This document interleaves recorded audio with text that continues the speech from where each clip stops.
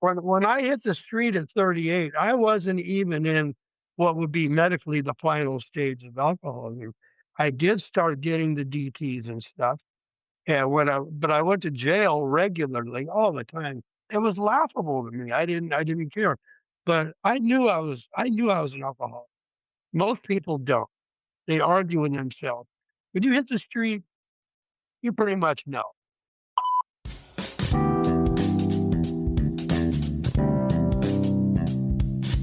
Welcome to the Soul Not Skin podcast, a virtual living room, a safe, welcoming place to land where you can pull up a chair and share stories straight from the heart. I'm your host, Jen Slumac, or as my students like to call me, Miss Jen. We talk about the real human experience, the hard stuff, the wonderful stuff, and the messy, everyday growth that shapes who we become. Real stories, real people, real insight, becoming who we are. Settle in. And let's dive into today's episode. I'm Tom Gorham, and thank you for having me, Jen, and thank you for the work you do. Honored to be here. And I'm a person in long-term recovery from alcoholism, and I also grew up. I'm going to talk about in a wonderful family that was just mired in alcoholism. So I want that to be clear.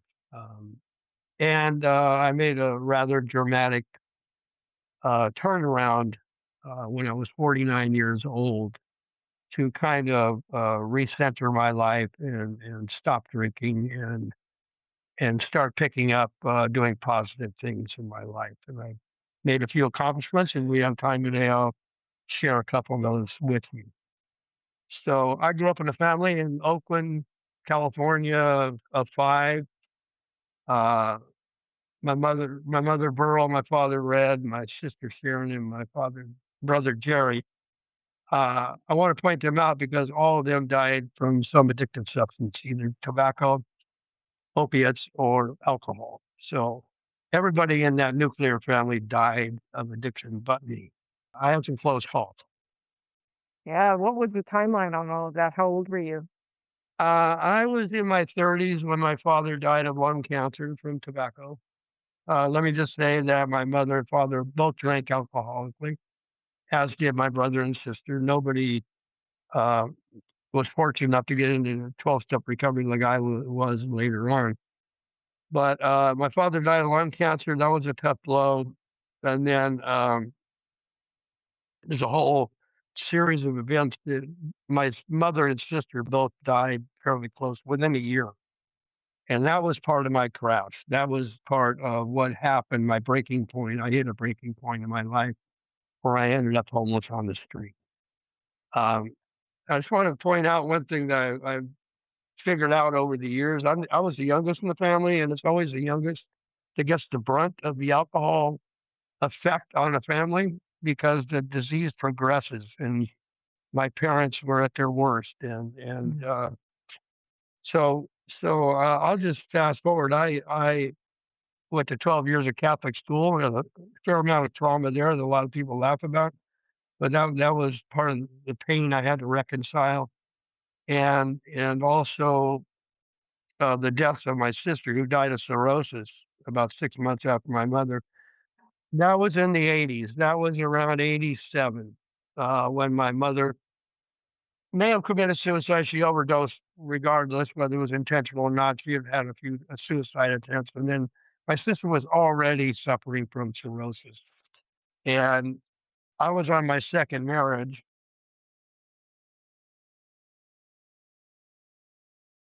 My wife, who we had, because of my own alcoholism, taken full ownership of kind of doing my best to wreck the marriage unintentionally, and but she chose to walk out the door with my two children the day after my mother died, Oh, and I'm not going to guess her motivation. Doesn't matter, but I just kind of, having just lost my mother and now my children, my whole world was kind of out the window. And I just gave up at that point, and I just didn't care. I'm going to add to that because I'll finish with the background. We have a lot to talk about today. And then I owned I owned four homes before I became homeless. I started two businesses, pretty good sized business, trucking company and a ice cream candy parlor in Half Moon Bay. So I want to go there. yeah, well, that's what everybody remember. All the kids that are grown now, that's what they do. Do you remember me? I remember that candy shop, that ice cream shop. So that's some of the joys of my past along, and I really try to recognize both. Initially when I got into recovery, it all seemed bad, and that's just not the truth. So my job for 27 years in abstinence, so I've got a good stretch of of of sobriety. Of course, sobriety doesn't equal abstinence. You have to work into sobriety on a daily basis. So, So uh, hold on. I want to pause here for 1 second, if I could, Tom. Thank you for all of that sure, groundwork. Something that we sort of moved past pretty quickly that I would like to touch on just a little, because it's one of the things that I intend to focus on in the work that I'm doing now in Soul Not Skin. So when you brought it up, you said that you were raised in the church, or I'm sorry, in the Catholic schools, mhm, and people make fun of it. And then we sort of moved on. But can we stay there for a second? sure. Can you share with us, make that real, make that more than a punchline? What was that like, and how did that sort of impact who you are and who you were at that time in terms of being able to find safety with all that was to come that you just Mhm. discussed with your family? It's a good question because it's central to everything that happened in my life. Right. A power greater than myself, God, if you will, whatever you have.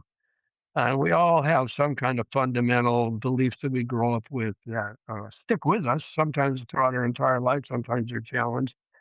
But with me, I'll just say because both my parents drank, they both were employed. My mother was a first class chef. She was Henry J. Kaiser's personal chef in the Kaiser Center when they opened it. I mean, she had a real job.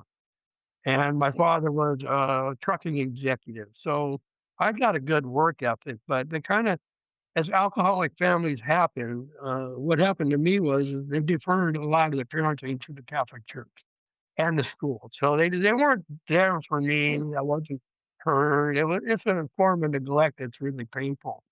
Now, I want to point out that I say to myself, quit being a sissy. People get beat, and they get this and sexually abused and all that, and you just got a little neglect. Big deal.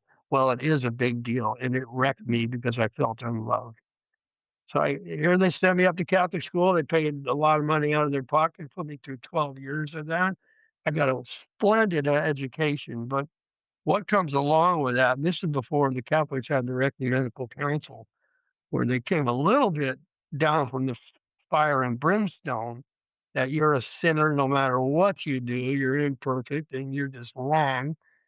And so I have that at the core belief that I have to reckon with all the time Yeah. that was drilled into me. And then there was a class thing as well. We were in Central Oakland. We were a blue collar family, Mhm. and they shipped me up to the nearest Catholic school in Piedmont, California, which is a very ritzy, hoity-toity, and I didn't have any idea about class.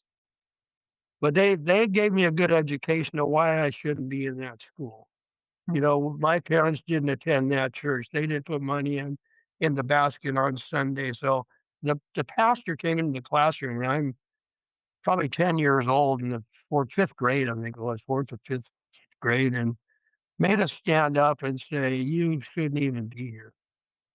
Your parents don't give enough money." And I'd see them driving out of the parking lot with their golf clubs. And another point that really wrecked me is I actually went to the bishop's house in Piedmont one time because I was just really struggling.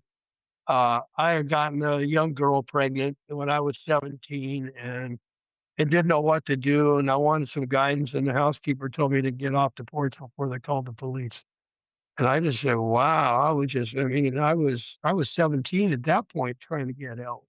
That just did it for me. I said, you just phonies. And I met a lot of priests that I used to go to jail with for good causes later on in life. That just lets me know that there's good people within the church doing wonderful work. But as far as for me, and I look at my own recovery as biological, number one, I've done a lot of damage to myself. Psychological, about what I talked about right there. You are less than, or you're not important because we both, my parents, there was some neglect there. I was running around the neighborhood, there's nobody home. And so you get this thing that you're unlovable and all that, and kind of trash. So those people were kind of right when they said you don't belong here, and they were all daughters of dentists and doctors and lawyers, and my parents blue collar workers, right? And that's people I love. So that's a little And bit you of it. and I appreciate that. Thank you for going back to that with me. I just think that you can't underestimate the power of being pushed out of the place that is supposed to be uh, the biggest love of all. You know what I mean? Yeah, yeah. Parents and people, we suck. We're a mess, right? Mhm. We all have our hurt. We're hurting in front of each other, and everybody, people are impacted all day long from the way that I'm hurting poorly in my life out loud, right? Mhm. But God or higher power or this is supposed to be that which can, fix all wounds and comfort everything that hurts. And when we are taught that God doesn't love us, or the people that God approves of doesn't love us, um, you cannot ignore that as a foundational element to so many of the stories that I intend to tell. Even folks who don't see themselves as having endured trauma growing up, I'd like them to be able to recognize some things in their own growing up that maybe they hadn't identified before, because we don't get our needs met when we aren't given a foundational, this is my opinion, a foundational and loving Yeah. God in our Mhm. life, Mhm. you know? There's important stuff you just said, and Yeah. um, the foundation that you brought up is essential because I didn't really have that. It was very faulty at best, and because I was, and I was in despair a few times in my life when I really needed to just pray or Right. to meditate and just be, and just say this will pass. I got those skills later on in 12 step as I acquired it. It kind of rebooted my belief. I never disbelieved in the concept of a higher power, ever. But my definition of it took a long time to kind of form. And it's spirituality more than religion. Hmm. Um, my guideposts are the 12 steps of Alcoholics Anonymous and my Catholic upbringing, 10 Hmm. commandments and that stuff. That's when it comes down to it. That's what steers me. So I'm not going to Hmm. throw the baby out the window with the bathwater, as they say. Absolutely. That is who I am. And I just believe that spiritual and religious beliefs are an evolution. And I I talk to agree. people like that, and they feel like, well, that's I never even thought of it that way. But I don't have that childhood philosophy of Jesus, Mary, and Joseph that I did growing up when I was pretty, you know, uh, I was a believer. I mean, I just believed what I was told, and then it's a good thing that I believe that I grew when I was challenged. I grew in the hard times. I never Mhm. had to grow when things were going well or easy. That's right. That's I'm sitting right. by the Yeah. pool with a glass of lemonade with a good book on a sunny day. I don't need to change anything, right? Right. But I've hit some places in my life that almost killed me. The beginning of the end was how I described that when my wife chose to walk out the door with my two children, and my brother picked her up to take her to the train station. So I felt Oh. betrayed there. Yeah, I was left in my house by myself, and I had two businesses. I had still owned two homes, and I just said, "What is all this about? It's worthless to me." My whole life just walked out the door, and I just said it was just like I couldn't get rid of stuff fast enough. There was a saying I heard in a meeting one time. They said I went downhill faster than I could lower my standards, and that's what happened. So I I just gave up. I hadn't drank in 7 years to save the marriage. I was abstinent for 3. I had no program. I had no concept of higher power in my life to support me through this change that I really needed to go through that was to come. So anyhow, I put the house up for sale on the beach house in Montero. I'm in San Mateo County. And I talked to the realtor who sold it to me. She said, "Well, you make sure you get Pat half of this." I said, "She'll get more than half. She's got my children. And she's a good mom. So I do know that. So I'm comforted there. But I went through that money. I sold the house, and within a year, I was living on the street. So I just couldn't deal. I remember I called the first walk on the beach. There was another walk on the beach I had when my third wife was dying, and that was another reckoning that I had. But I walked to the beach. I said, "Man, my life is just empty, and I've worked my butt off." I was one of those people who wanted to retire at 50, and here I was 38, and my life had just gone out the door. My mother just, I woke up, she was dead. My sister was dying. My wife left with the children. My brother chauffeuring them out the next day, and I was like, "Wow, this is too much, too fast." So I remember a friend of mine called, and he called for help, and they put me in the psych ward. And I said, "Well, this is something. I've been to jail lots of times, and that's kind of normal to me, but the psych ward is a new experience." So I got out after a 24-hour hold or 48-hour hold, whatever it is. And I remember they gave me a taxi ride home, and I stopped at the store at a 7-Eleven or something, and I just loaded up with the same old beer I used to drink. I hadn't smoked in 7 years. I got 2 cartons of Camel filters, and I just started going right back, and there was no reason not to. So I had reckoned with alcohol. I didn't believe in treatment. I didn't have those opportunities yet. And it was all downhill. And I hit the street. And, I was out there for 10 years, not 10 months, not 10 days, 10 years. And I was just in a place that this is cool. This is good. I understand why people, just, it's just like you have no responsibility. And I remember I used to get up and go through my pockets and hope I had enough to get well in the morning with this little group of friends. We pull our change and get some beers to hopefully get right, and look at the people going to work and say, "Boy, them poor souls," just total denial. And so that sense of freedom was a trap. And I had no inclination to get off the street. I just had given up, period. Other people want to get off. I didn't. I never got in their way because I pulled for them. I'd help them along if I could. You never got in the way of the people that wanted to do differently? People go into a treatment program, or they I come see. out and say, Okay. "I'm going to change." I said, "Good for you." Because I'm one of the few people that owned a home. I actually own businesses. The people, You've been on that train and suddenly you're without rent or mortgage or taxes or any of the mess. So you're just I, really on I vacation for a minute, huh? yeah, I have a dream life. I was heading toward it, but it was the alcohol all the way through my childhood with my initial family, and then into my family, and my progression got worse. I'm in my late 30s when things really get tough with most people, and it did. I went through the divorce. I lost my children, and that's not unusual, but that's the progression of the disease, and I understand that fully now. So at that point, I'm just like, I'm talking to people on the street, and it's interesting the people I met.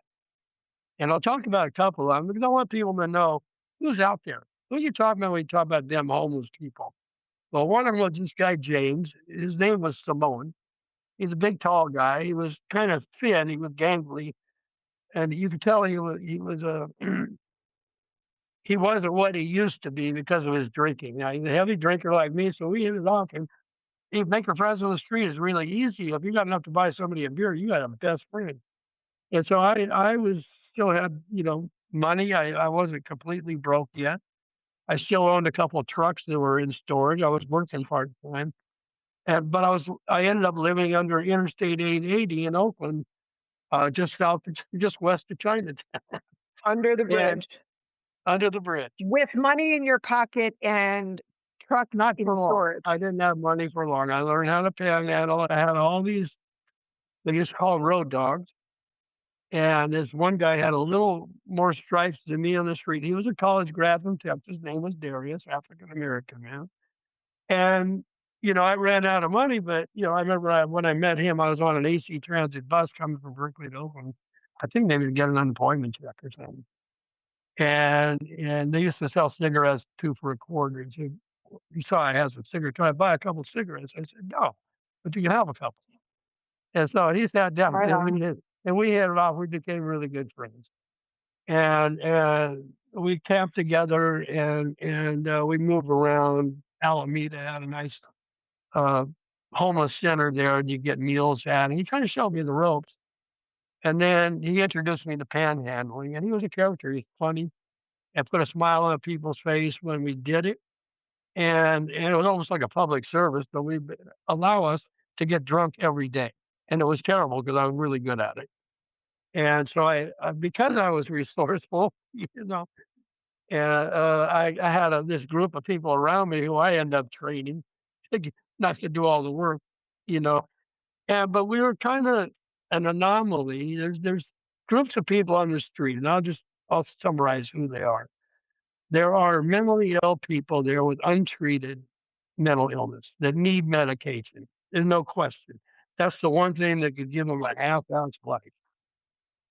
There are alcoholics like myself that have just hit that progression of the disease that they bombed out. They gave up. The last thing to go is a job because that's what buys the liquor, and so they end up on the street. And then there's a group that is actually it's a financial thing. Like today, there's a lot of people living in their cars, teachers living in their cars and stuff because they can't pay rent. There was that group, but that was a small fraction. The hardcore long-term homeless are mentally ill and alcoholic or drug addict, doesn't matter, mentally ill too, but addicted to a substance. So that's who I was, dealing with out there. And I just, that Catholic heart of gold, I would take care of the person next to me. I would, and gays would get beat up and stuff. And, these thugs would march into the ATM on the first of the month to steal their money. And I wouldn't let them do that. I would get in the middle of that. And there was those principles that kept me alive for those 10 years. There were things I would not do, and I would not roll people. Not to say that I didn't, but I didn't do it twice. And So because it's tell the audience what that means. well, to rob somebody, to hit them over the head and take their money. And I had this one gangster. I mean, there's such a mix of people out there that would like me because I was big-hearted, and I didn't lose that on the street. I was generous, and if I had it, I'd share it, and that's just not the norm. I cared about people. That's not the norm either.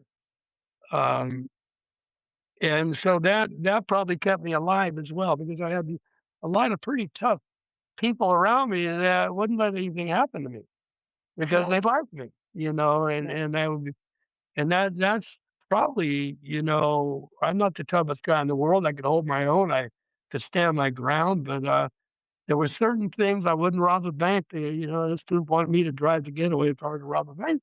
I said, I that ain't me. That's just it ain't me. So they pulled the car over to the park, and I showed them how I could drive, and one of the guys said, "Tom's just not up to this. Let him out." So he read me, God bless him, and so there was two things that I think kept me alive. I didn't want to go to prison; it scared the crap out of me, and I didn't want to shoot dope because I was terrified of AIDS. So I think those two things. Fear is a good thing. Can be, and that kept me alive throughout. And there were those other boundaries, just principles I could not cross. I went downhill faster, and I could lower my standards, but I wouldn't go all the way down. And that group is out there. There are people coming out of prison, and they're going right back because they're going right back to that life of crime. And they would pass through, and I was likable. So anyhow, that's what it was like. You heard about a couple of the people that Um, I coexisted with. You love these people, you can never trust them. That's just the code. Nobody's Well, stupid enough. because it's all survival, right? I It's mean, all because survival. it's all survival. So I mean, I might love you to death, but man, if I'm starving and you Yeah, got a biscuit in your pocket, I'm taking it. anything above the brainstem, and you're insulting people a lot of the Yeah. time. So you got to keep it real basic. But I'll tell you about Samoan, who was a dear friend. I love this guy. He ended up dying of alcoholism. Some I'm not sure what the medical reason he died was, but he was a Cal graduate. He is a calligraphy, the fancy writing. He was, and his family would come and give him money, and just shake their head. What happened to you? When he's an alcoholic, that the progression got so bad he ended up under the freeway. Me, a very likable guy, had principles. His friend Big Lou, an African American guy, they were in Vietnam together, and they were tough as nails. These were my friends, and nobody messed with me because I was with them. So, but Big Lou was the nicest guy you want. He said, I'm the only guy that the Hells Angels would let him in the bar because they like me. I'm a black man. And I go, Yeah. I gotta hear this. And so he got me to go out to Hayward with him to some Hells Angel bar one day, and we sat in there with all these people like scared the crap out of me.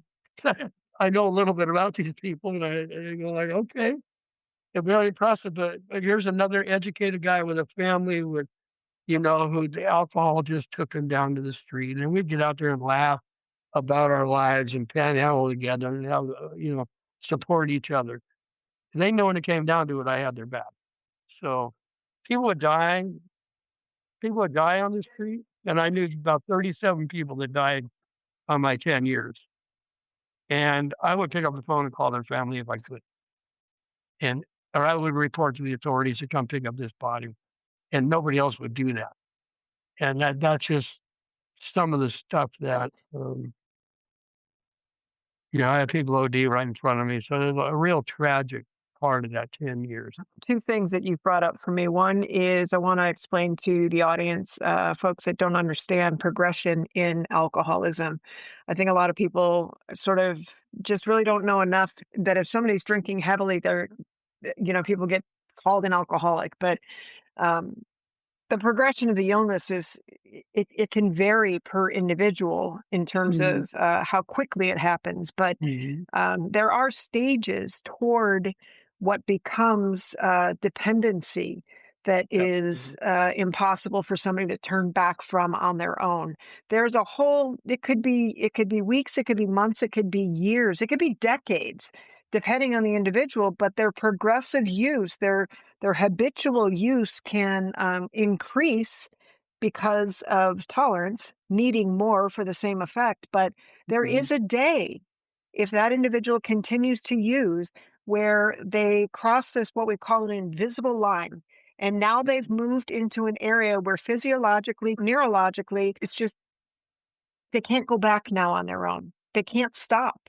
Mhm. It's Mhm. drinking them. And I think people don't understand that. So when you've spoken several times about progression of my alcoholism had me under the bridge, this Cal State guy, progression had him here. People need to understand that this isn't that, boy, I really got to pull this together. And so you did. It looks the same on the outside, but it is not the same mechanism. But you also touched something else, Tom. You mentioned if folks overdosed, you would call their families, or their family would bring them money and say, what happened to you? Tell me about the experience the families are having, and people who would say, how selfish of you for being on the street when you've got these people who love you. Like, make sense of that for us a little bit. Yeah. Well, I'll start with the progression of the disease. There's an old saying that drinking is fun, and then it's fun with problems, and then it's just plain problems. That's an old saying. Fun with problems, problems. And so I would, in my work, and I've worked in the treatment field for many years, characterize that. Fun is maybe your teen years, maybe into your first half of your 20s, maybe that long. Fun with problems. For me, the problem started when I started drinking when I was about 15. The real problem started when I was about 17. I told you I got this 15-year-old girl pregnant, you know, that the whole cascade of problems after that. I barely made it out of high school. Okay. Um, the disease progressed more from there. In my case, I had some periods of abstinence, so it didn't kill me. A lot of that was spending time in jail. So jail in that way can save your life. So these timeouts from actual consumption of the substance are life saving. The fun with problems, a huge piece of the disease is denial. And that is almost exclusive to substance use disorder. That we lie to ourselves. We don't see it. Everybody else around us sees it, but we don't. And so like I said, the last thing we do is lose our job because we have to have that. We might lose our family, we might get a DUI, but we're not like Tom over there on the bench. That's an alcoholic. That's Yeah. so when I hit the street at 38, I wasn't even in what would be medically the final stage of alcoholism. I did start getting the DTs and stuff. And but I went to jail regularly all the time because the cops they'd know I was drunk and they'd pick me up if they needed somebody to fill their quota. And sometimes I go to jail every night and be out every morning. So that was just it was laughable to me. I didn't care. But I knew I was an alcoholic. Most people don't. They argue with themselves. When you hit the street, you pretty much know. And so that's toward the end of the progression, but not the end. Now, I saw people die of overdoses. I saw my sister die of cirrhosis. That's medically the final stages. Simone died of the final stages. Most alcoholics die in, overdoses or car accidents, and they're related. And I hear stuff on the news, and I know alcohol is probably that Yeah. would have never happened otherwise. Right. And it never gets called that. It never gets attributed to alcoholism, a lot of these deaths. The whole society's in denial. We're all in denial. And that's what reinforces the disease. This is why we have such a trouble with homelessness and alcoholism. But you want to talk about the families, and my hats are off to Samoan's wife that he would meet with secretly. There's this huge shame factor as well. And he was ashamed, and to some degree, I guess I was ashamed, but I was kind of like too far gone. I just admitted everything, and you know, I just laugh about it. I'm homeless. I have no intention of being anything else. I'm going to die out here, and it's okay. I know how to get by, and I look what happened in that life when I was going to work and stuff. I was moving on. I was going to retire in 12 years at 50. And I could have, but alcoholism got in the way. So little did I know that there was more in store for me. We can't deny also, Tom, the amount of grief and the amount of trauma that you were medicating, Yeah. on the street. I mean, take away my alcohol, and then I've got to deal with the father's death and the mother's death and the sister's death and the loss of my family and all of those things without those people to help me deal with it. For the families that are listening, I would say read the Al-Anon basic text. Just don't have to go to a meeting. Read the text because it describes the disease. It's wonderful. And you'll really know how you can help instead of enabling or getting in the way. And I don't know if Simone's wife, I never met her. I just know he'd sneak off and she'd give him $20 or something, to go clean up. And he wasn't a sharing type. How about the children? Well, the children are just caught in the middle. You know, I was caught in the middle as a child. I didn't even know what the problem was. My mother here was a first class chef and had some back problems, and then was already drinking alcoholically. But it's kind of a joke to me that they call it a working alcoholic. It's like somebody is alcoholic and also has a good work ethic is all it is. Somebody Yeah. Yeah. that's an alcoholic and doesn't have a good work ethic. So there's no such thing as, it's two different animals. And, Absolutely. but when she became disabled and had some back surgery and they introduced her to codeine and all these opiates, she got severely addicted to those as well. And I completely lost my mom. She was just a patient when I was about 10 or 11 years old. Oh, wow. That really, when she dropped out of my life, I became a nursemaid, and like everybody else, and it was just that I'm just fortunate I had those 10 years prior to that where we had a family vacations or, to Yellowstone and stuff. They really, really, I got 12 years of good education, and that would come in handy later. So I started out saying it was a really good family just haunted by alcoholism. So the kids, they have Alateen and Alatot too. They've got all the bases covered. But it's a family disease, and it's funny because it doesn't matter if the wife starts going to Al-Anon first or the alcoholic husband goes to AA first. It's going to affect the whole family. So everybody's got to change.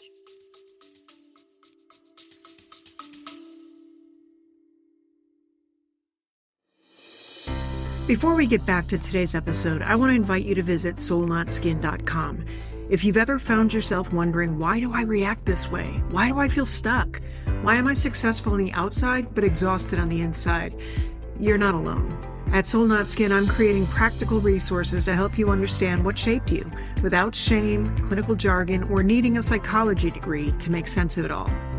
When you join the email list, you'll receive my free starter guide, 7 Ways Childhood Pain Shows Up in Adult Life.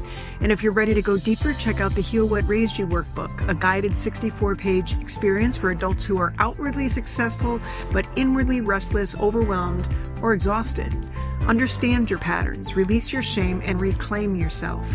I'm also building new courses on childhood experiences, recovery, family systems, addiction, and helping families navigate the challenges of loving someone who is struggling. And I'd love your help. There's a contact form on the website where you can tell me what you're wrestling with.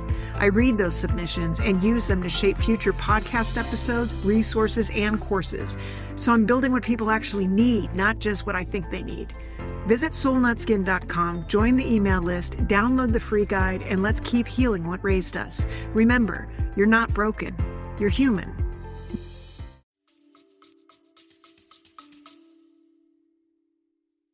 Well, and just a note to our listeners who aren't familiar with the whole spread of 12-step programs.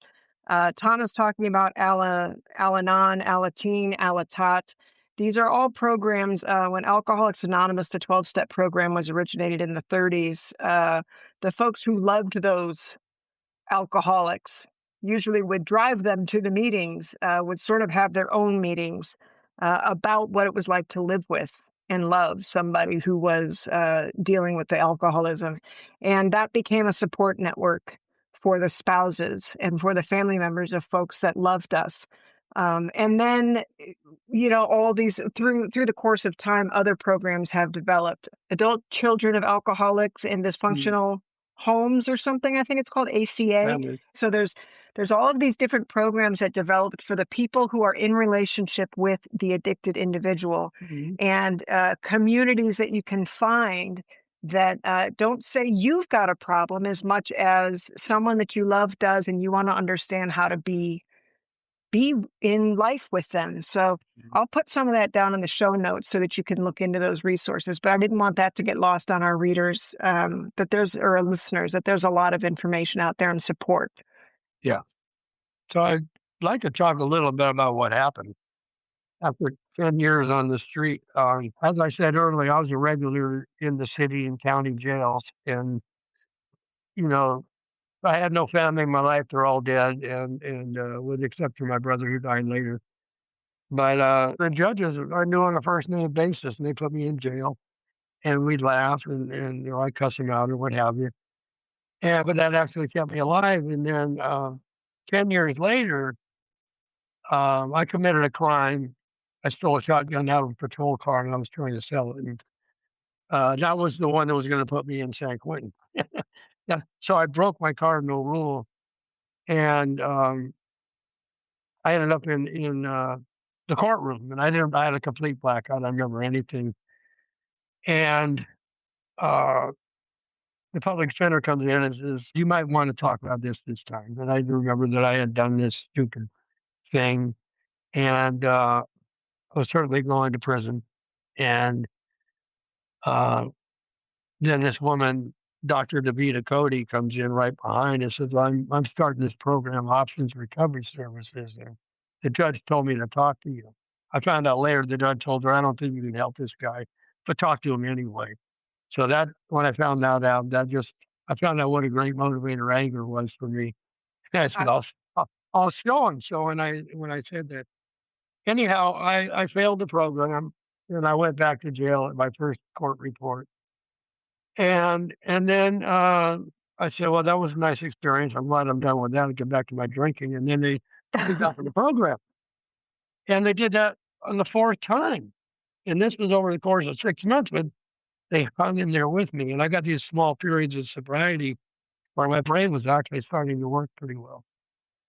And on the fourth try, they said, well, this is it. We're just going to, give you 6 months or a year in the county jail. I said, okay, give me one more chance. And then they put me out in the county jail.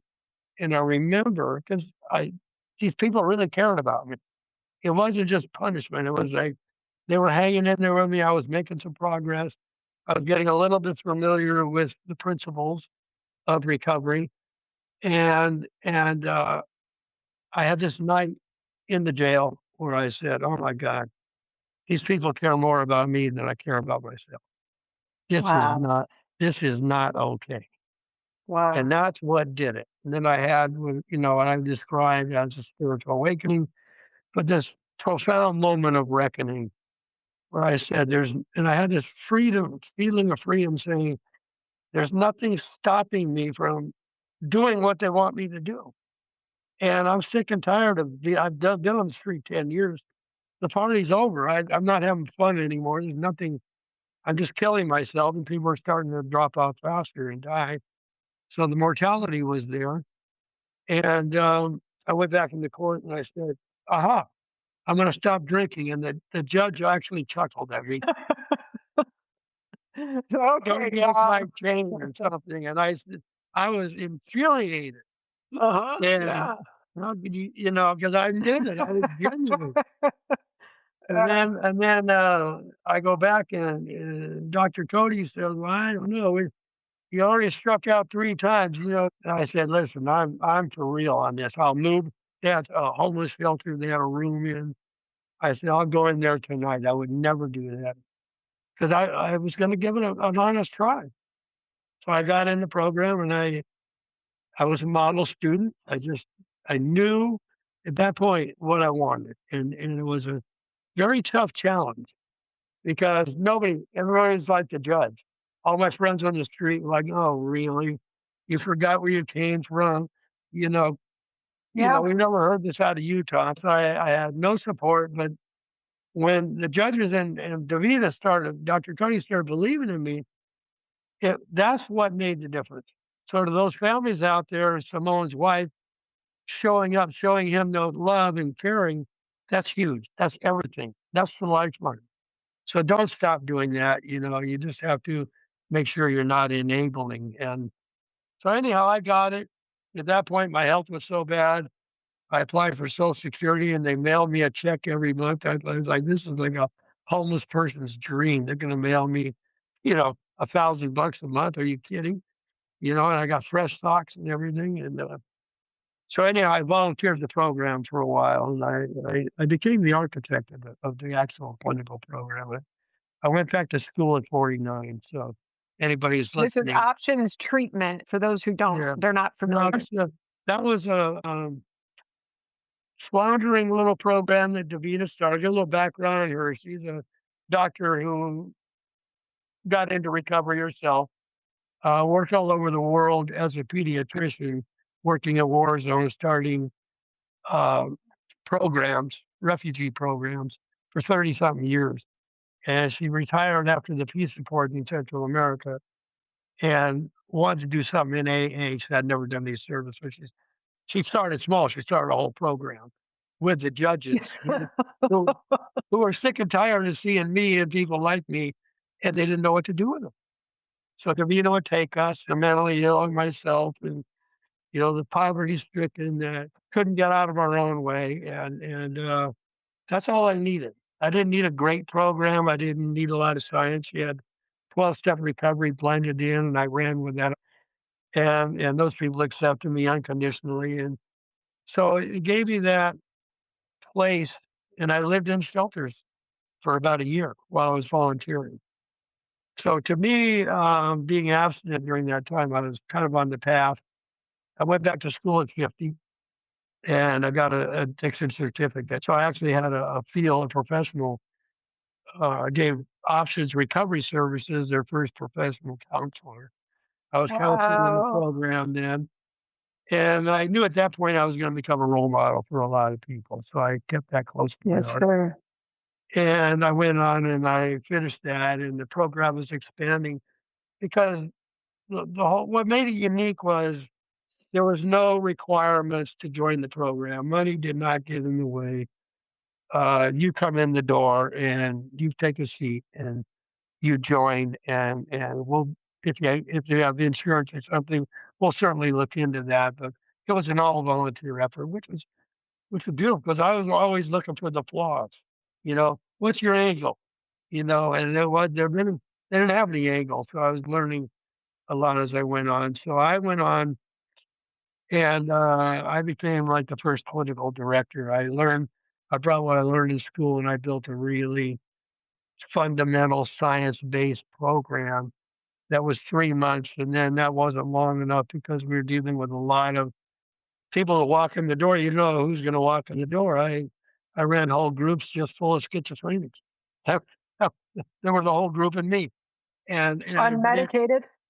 hopefully, teaching them to readmit themselves when they relapsed because those medications are not fun. And they come in and I say, okay, well, you just had a relapse.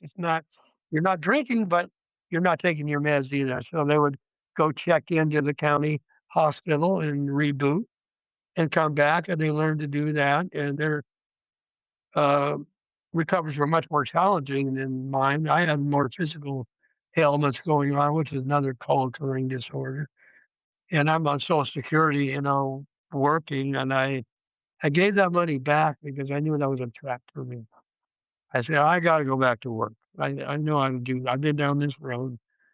And so when Options got a little money, finally, I had a part-time job, and then I continued on my education. That was something that really I caught fire with. And at the same time, I was giving Options Recovery Services credibility. I got a bachelor's degree. And then I said, well, really, to meet the need here, I need a master's degree, and I actually went on and got a state license as a marriage family therapist. So here I am bringing 10 years of homelessness experience to the table, along with a master's degree and a state license. And we're That's building this incredible. really great program for people like myself. Never lost sight of that. Not interested and I had offers, to work in Malibu programs and all that type of stuff, work out a job and offer in Hawaii. I said, no, this is where I need to do. You didn't go to Hawaii, Tom? No, I went on vacation. I didn't take the job because I there's so can't much believe writing. you. And I didn't get to the best part. I ended up marrying the director. So I married Davida. And we had Dr. this Cody. crazy romance that, I want to jump for her. For me, I had nothing to lose, but we fell in love. 4 years after, so the county did an investigation on it. It sounds like it's a ethical issue, and you're out of your mind. I said, I got a whole code of ethics myself, and I made sure that's not the case. So anyhow, that got Options off the ground, and they're here to stay. So there's still, you can get in the door there without too many questions still if you want to get somebody in treatment. But then another piece happened. I got a call. I talked about the walk on the beach.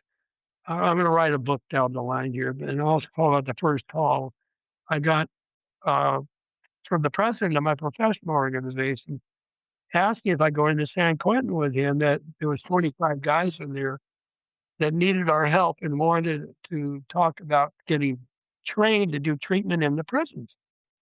And I said, "Oh man, I've been trying to stay out of prison for a long time, and I, s- I said I feel the need to go."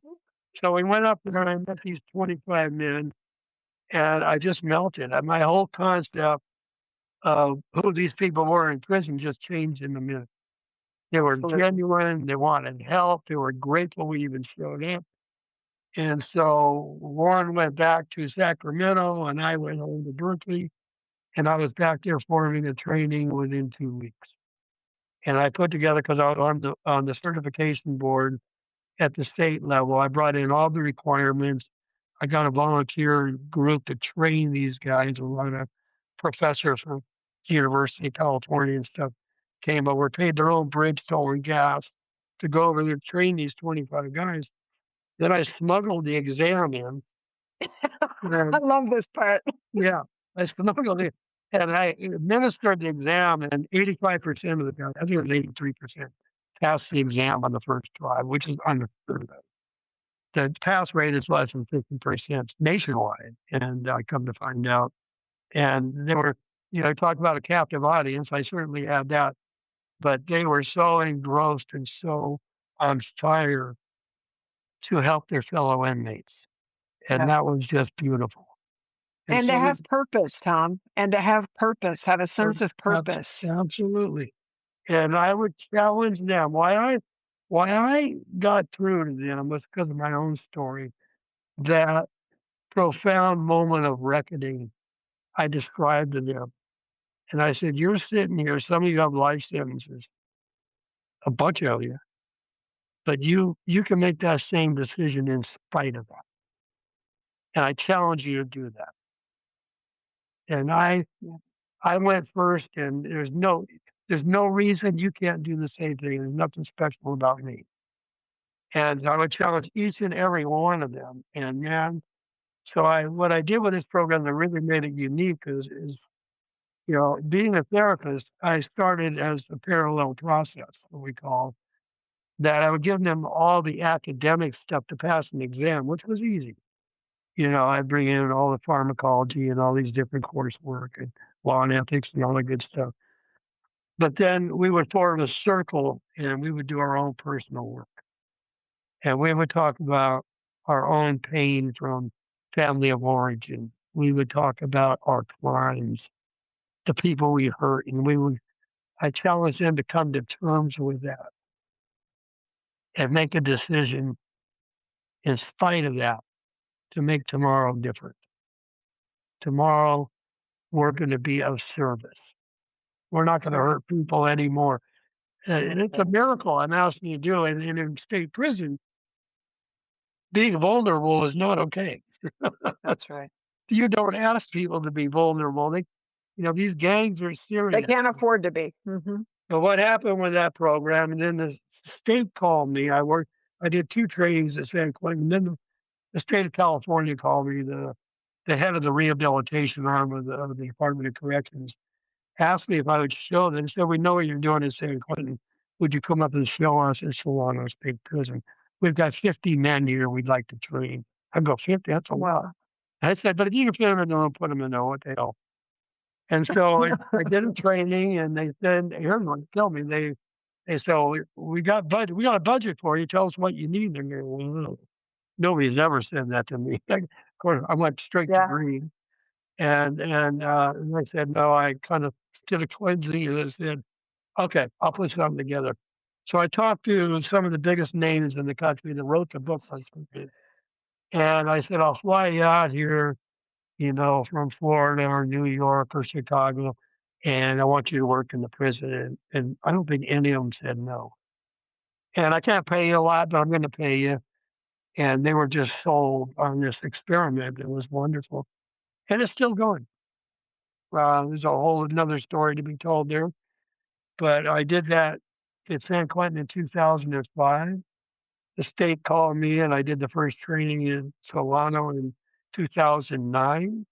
So I've been doing this for 4 years, and then they put names on it, the Addiction Recovery Counseling Treatment Program, initially at San Quentin, and then it became the OMCP, and then named it Offender Mentor Certification Program, because these men had a career. The idea was they'd work within the prison with a professional workforce amongst their own, where there's this huge problem. When I first started, I got this grant because the recidivism rate in California was 7 out of 10 men and women will be back in prison within 3 years. And I know I have to take some credit. We're down below, just a tick below 50 now. That's huge. That's a lot of lives that are effective. And the OMCP program it has 6 or 8 training sites now statewide, and they reach all levels up to death row. So it's really a success. Well, I tell you what I know about the program. I've had the great pleasure of going in and teaching on occasion for some of the classes that that the programs you built have put together. And I have to tell you that just so folks know, there's a tremendous amount of processing that goes into choosing the men who are able to do this work. They don't just get to sign up if they don't like being on death row. Earn their way. They really have to have some sort of a resume of showing up for themselves and for their work site or their education or whatever in the course of being there. But then also the parallel processing, it's the parallel work that these men have to do. It means that not only do these men, as you mentioned, have to do the work of seeing what happened to me, coming to terms with the harm caused, having some level of accountability for it, but also sort of becoming determined to be of service, right? I go forward as someone of service. Like that is its own process of doing the hard work that every human being on this planet I wish would do. But we aren't motivated to do unless we're in the situations of laying under a bridge, facing a life sentence, facing overdose, or these types of things that literally bring people to their knees and looking down the barrel of death, have the opportunity to make that change. You painted a really beautiful illustration of that moment for you in Santa Rita. Like, who are these people care more about me than I do? Yeah. What is going on right now, right? That's divine. Which I think it is divine, Tom. Exactly right. I was going to say, what if we took everybody who kept making the same mistakes and we just loved them? Yeah, exactly. That's the formula. What? But don't they deserve to be punished? I told you to knock it off and you didn't knock it off. Now I'm going to punish you more. How about you just love them? Yeah. And allow them to have that moment of clarity or not. But so many will. I have the privilege of getting to become friends with Martin Sheen. And anybody knows about the trials and travails of the Sheen family, they suffer a bit from this disease of substance use disorder as well. A reporter asked him one day, and I just love this. Charlie was really struggling, and I've met Charlie too. He's a really good guy. And they asked Martin, well, what are you going to do? And they wanted him to say just what you just said. I just need to love him more. That's my job. And Martin Sheen said that? Yeah. That just warmed my heart. And I said, that's who he is. He's just a wonderful guy and a family man. And he loved Charlie and back into recovery. And, it's the formula. I knew going into the prison was getting them an exam was what they wanted. That was the carrot. What I wanted was that profound change within them. And I tell them that. I could throw a baboon a stalk of bananas and have them pass an exam. Right. But for what I'm asking you to do, to become vulnerable, to turn your life around like today is a lot. And that's why I show up here. To make yourself eligible to ever get out of this place. And what has happened is most of them do get out now, which is remarkable. Because when I started in 2005, rehabilitation was not even in the title of California Department of Corrections. Governor Schwarzenegger put that word back in there simultaneously when I was starting to train in San Quentin. So the first lifers that got out were out of my program. And that the warden came up to me one day and just found me, in our classroom. And he said, you changed the whole mentality of this prison with this program. Right. I said, I didn't know. I'll have to, dwell on that for a minute. I didn't know. But it gave hope to these people. And that's what it gave to me. These Judge and Dr. DeVita Cody and them, those people that believed in me when I couldn't believe in myself. They knew I was capable. They knew that as anybody else. And they hung in there. And it can be tough. Yeah. Tom, if there's anybody listening right now, driving down the street and looking out their window and seeing somebody who's living outside, what is it that you would want them to know? Well, anytime I agree to speak, it's about hope, and that you don't lose hope. And it can get pretty tough in the throes of substance use addiction or anything else in life, that we have brick walls we run into, and that we, have to believe. And I'm going to say, for me, it has to be a belief that there actually is a loving higher power there, that something awaits me when I cannot see it. And that we just have to, there's hope for us. There's not a person living out there with a challenge that can't turn their life around on a dime. All right, last question. And this is a simple one. Not really quickly. With everything that you've been through, Tom, after everything you've lived through, what would you say makes a human valuable? Not successful, not productive, sober, not housed. What makes a human being valuable? Value, I think, is in service. We're communal human beings. I'm going to shout out my wife here. I just married in December. My biggest advocate now. It's what we do for each other. And it's a growth thing because it gets us outside of ourselves. And it's about get your mind off your own problems and find somebody more miserable than you and help them. There's 1,000 ways to do that, even if it's putting a check in an envelope, And I think that's exactly it, right? For those of us who have hope, share it. Yeah. And for those of us who need it, we might pick some up one day. The smallest thing, caring, shows love. And Absolutely. Love is the formula. That's right. Conquers all. And there you have it, everyone. Mr. Tom Gorham. Very exciting. The next project that I will be working on with Tom is his memoir. So keep your eyes open in the next year for a deeper, richer, more thorough, beautiful look at the trials and travails of Tom Gorham and the many characters he met living on the street. How about that, Tom? Is that good? All right. If this conversation sparked something for you, or if you want to dive deeper, head over to soulnotskin.com and take a look around. Grab a copy of the book, Soul Not Skin, free resources, or get on the wait list for our next workshop. I hope you'll pull up a chair next time to hang out with us again. We're figuring out this world and ourselves at the same exact time, growing as we listen to the stories of others. Let's keep getting to know each other. After all, we are in this together. See you next time.